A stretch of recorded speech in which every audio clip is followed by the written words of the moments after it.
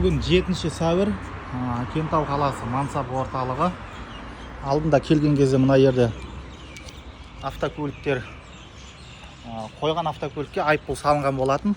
Қазіргі таңда, Заке? Қазіргі таңда бұл жерде мына Мансап орталығы, бұл Кентау қаласындағы. Бұл жерде кімдердің атын? Сіздер төмендесейік.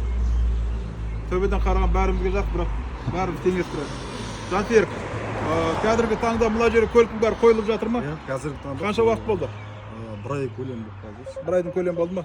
Енді бұл жерде алдында мына жерге қойған көліктердің бәріне айыппұл салынады. Оны өздерің көп болдыңдар, ондай бәріне. Негізі оның бәрі заңсыз екенін білдіңдер ме, білмедіңдер ме? Жоқ, алдыңғысы негізі burada несі құжаты дұрыс емес деп. Жоқ, мейлі құжаты дұрыс болмаса да, негізі бұл жерге айыппұл салғаны заңсыз екенін білмедіңдер ғой. Иә, нақтыланбады да негізі. Негізі Кентау қаласының тұрғындарына айтатынымыз, мына жерге айыппұл салған ол заңсыз болған.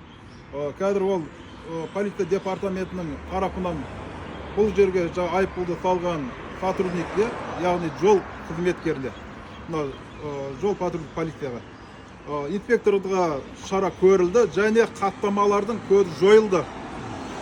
Қазіргі таңда мына жерге толығымен көліктеріңізді әкеп қоя берсеңіздер болады. Егер де сіздерде осындай заңсыздықтар болып жатса, орын алып жатса, бізге хабарласыңыздар. 8-714-04-04-05 телефон, Сыздықов Анарбайұлы және Абдал Асылбекұлы. Біз сіздерге көмек беруге дайынбыз. Рахмет. Мынау нені белгіні ше, мына жерге қою керек негізі. Заңда соны ескерте салыңыз, басшыларыңызға. Жақсы, рахмет. Жақсы.